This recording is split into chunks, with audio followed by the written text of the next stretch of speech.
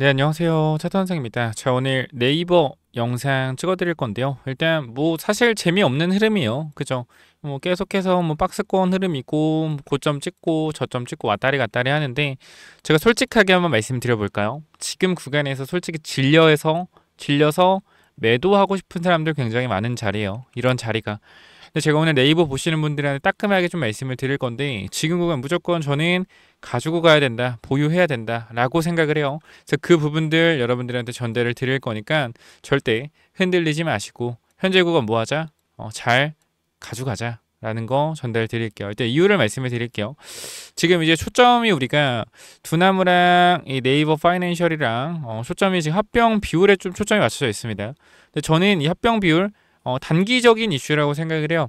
그러니까 합병 비율에 대해서 어떠한 변동성이 나오게 된다라고 하면 그거는 단기적인 이슈고 올라간다라고 했을 땐 좋아요. 내려간다 했을 때 뭐예요? 기회예요. 기회다. 그렇기 때문에 이제 곧 결과가 나오겠죠. 그럼 이제 변동성이라는 게 분명히 생길 수밖에 없는데요.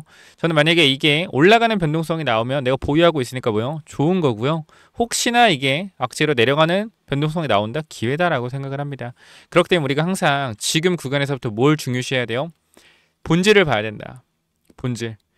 저는 그렇게 생각해요. 영상을 찍는 것도 마찬가지. 제가 여러분들한테 정보 전달하는 것도 마찬가지. 뭐냐면 본질이 중요하다 생각해요. 이거 올라가냐 내려가냐 이 부분도 분명히 중요하겠지만 여러분들이 네이버라는 종목을 매수할 때, 매도할 때 어떠한 생각을 하고 접근을 해야 되냐 그게 중요해요. 네이버 파이낸셜과 두나무의 합병 비율 때문에 주가의 변동성이 생긴다라는 건 결과적으로 기업의 본질적인 가치는 뭐요? 합병을 해서 성장을 하는 겁니다. 그죠? 근데 그건 뭐요? 합병 비율에 대한 부분은 단기적인 이슈죠. 자, 그렇다라는 건 이 합병 비율로 어떠한 변동성이 나왔을 때는 기회다라는 겁니다. 항상 우리가 주식을 할 때 관가하는 게 있는데요. 단기적인 상승에 너무 기댄다는 거예요. 사실 우리가 두나무랑 네이버 파이낸셜 합병하면 중장기적 봤을 때 그림이 좋을 수밖에 없어요. 좋을 수밖에 없는 그림이다 라고 저는 생각을 해요. 정말로. 자, 그런데 이게 많은 사람들이 뭐 누가 손해보고 뭐 누가 이득을 본다 뭐 그런 관점으로 접근을 하는데 큰 그림에서 보시란 말이에요. 어때요? 무조건 서로에게 저는 이득이라고 생각을 합니다. 아니 코인 결제에 대한 부분을 두나무가 혼자 할 수가 없죠. 결제 플랫폼이 잘 구성되어 있지 않으니까. 근데 네이버가 결과적으로 같이 해서 네이버 플랫폼에 두나무의 이 코인 관련된 부분 기술력 요게 결합된다라고 하면 시너지가 엄청날 것 같아요. 왜냐하면 우리나라에서 가장 빠르게 상용화가 가능할 것 같거든요. 네이버랑 두나무가 합쳐진다라고 하면. 그리고 중요한 건 이 둘이 합병해서 미국 시장으로 가는 게 목표잖아요. 그럼 이거에 따라서 여러분들이 생각하는 거는 네이버가 결과적으로 인적 분할하는 거, 물적 분할하는 거랑 다름없는 거 아니냐. 네이버 안에 있는 네이버 파이낸셜에 두나무가 합병해서 나스 상장하면 네이버 가치가 떨어지는 거 아니냐 이런 생각을 분명히 하실 수 있습니다. 근데 저는 진짜 어떻게 생각을 했으면 좋겠냐면 네이버 자회사의 가치가 예를 들어서요 가치가 1조라고 해봐. 그냥 간단하게 1조. 그 두나무 가치가 예를 들어 뭐 3조라고 해봅시다. 그러면 둘이 합병을 하잖아요. 예를 들어서 그죠? 둘이 합병을 해요. 그러면 네이버는 몸집이 큰 회사를 자회사로 가지고 있는 거죠. 4조짜리를요.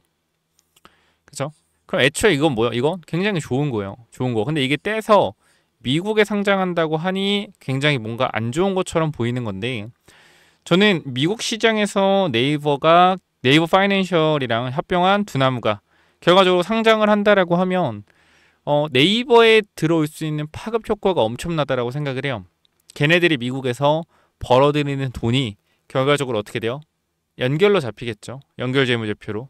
그래서 네이버의 실적을 크게 개선할 것이다. 사실 물적 분할이라고 보는 게 어떻게 보면 틀린 말은 아니죠. 맞는 말이죠. 근데 전체적인 그림에서 봤을 때 제가 보는 그림은 그거예요.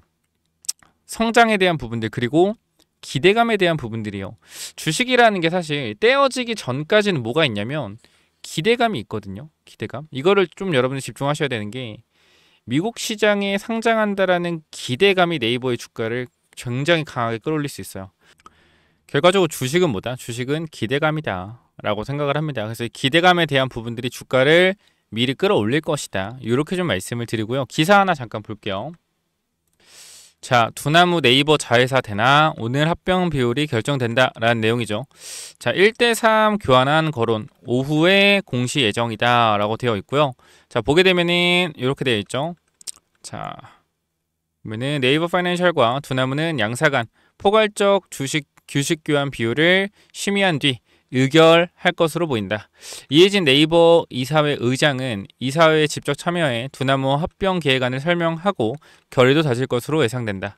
그래서 의결된 내용을 이날 공시를 통해 공개될 예정이다라는 내용이죠. 자, 그래서 우리가 지금 여기서 봐야 되는 게 본질적인 부분들, 그죠? 합병 비율에 대한 부분들, 이걸로 변동성이 생긴다. 무조건 기회다. 이걸로 올라간다. 좋은 거예요. 들고 있는데 올라가니까. 이렇게 생각을 하세요. 그래서 이 지금 미래를 좀 보신다라고 하면 반드시 만약에 하락 변동성이 나왔을 때 기회를 잡아야 된다. 이렇게 말씀드릴게요. 그래서 네이버 같은 경우는 일단은 여러분들이 들고 있다라고 하면 저는 그대로 보유하셔라 라는 의견이고요. 추가 매수 타이밍에 대한 부분들 나오면 혹시나 추가 매수에 대한 부분들이 나오면 제가 또 그거는 타이밍을 잡아 드리도록 할게요. 그래서 일단 우리가 합병한다라고 했을 때가 여기였죠. 여기 22만 5천 원대 이 가격대죠. 이 가격대. 자, 그러면은 우리가 한번 생각을 해보자고요. 만약에 어떤 이슈가 터서 주가가 하락을 한다. 그럼 어디까지 밀릴 수 있겠어요? 여기까지 밀릴 수 있겠죠. 여기까지. 그럼 이 구간은 뭐예요? 이 구간은 원래 이슈가 없었던 구간입니다. 그럼 뭐예요? 매수 기회라는 거예요. 매수 기회.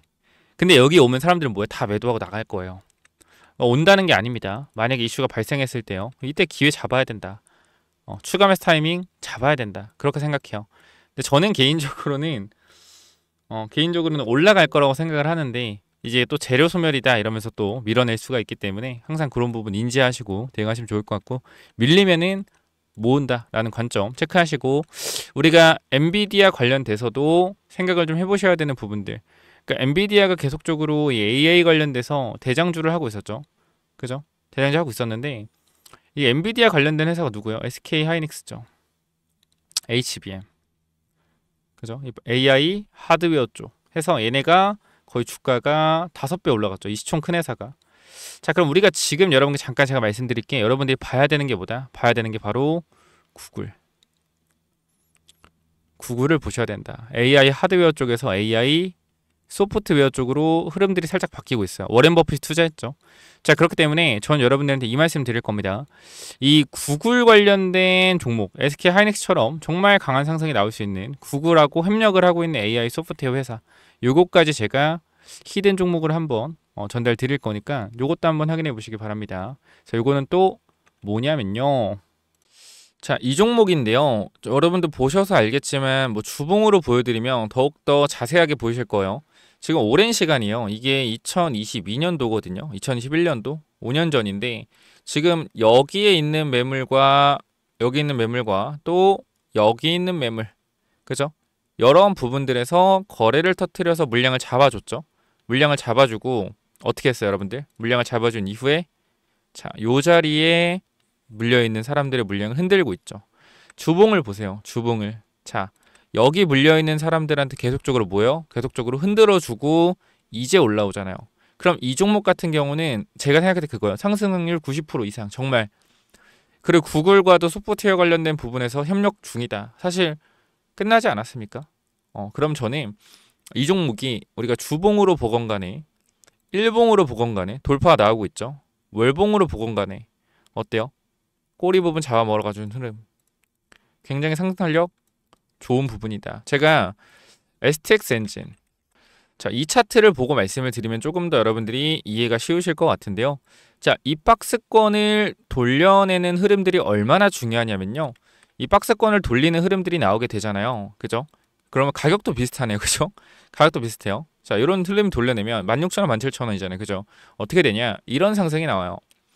자, 보시면은 어때요, 여러분들? 상승이 어떻게 나오는지 제가 한번 보여드리면 이렇게, 그죠? 이 박스권을 돌려주니까 어떻게 된다? 강력한 상승에 대한 흐름이 나오죠.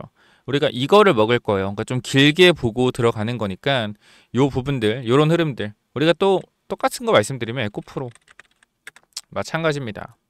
패턴들을 보게 되면요, 결과적으로 오래 횡보한 박스권을 돌리잖아요. 보이죠? 오래 횡보한 박스권을 돌리면은 이건 뭐다? 강력한 상승 추세로 이어진다. 연속적인 상승으로 이어진다라는 거요. 놓치면 안 되겠죠. 그렇기 때문에 이러한 부분들 여러분들한테 그렇게 보시면 돼요. 이 셀바스 AI 같은 경우는 제가 이 하락 매집을 통해서 단기적으로 공격형 매집과 위로 매집을 빠르게 하고 눌러서 매집한 이후에 빠르게 올라갔죠. 이런 식으로, 그죠? 근데 제가 말씀드릴 이 종목 같은 경우는요. 자, 어떻게 움직일 가능성이 높다? 장기적으로 계속 올라갈 가능성이 높다. 그러면 조금 올라간다고 파는 게 아니라 쭉 들고 가셔서 200%, 300% 수익 충분히 100%는 없죠. 사실 주식이라는 게 제가 100%라고 하면 거짓말이죠. 그러나 굉장히 높은 확률. 제가 높은 확률이라고 하면 진짜 높은 확률이에요. 그래서 이 구글 관련된 소프트웨어 관련주까지 여러분들이 필요하시다 라고 하면은 위쪽에 번호 남겨놓겠습니다. 010-845-9501 몇 번이요? 010-845-9501 여기로요. 구글이라고 두 글자만 남겨주시면 여러분들 전달 드리도록 하고요. 이거는 많이 못 드려요. 항상 말씀드리지만 소수 인원만 드릴 수 있다. 그렇기 때문에 최대한 빠르게 전달 받으시기 바라고요. 010-845-9501로 구글이라고 남겨주시면 전달 드리도록 하겠습니다. 여기까지 마무리할게요. 감사합니다.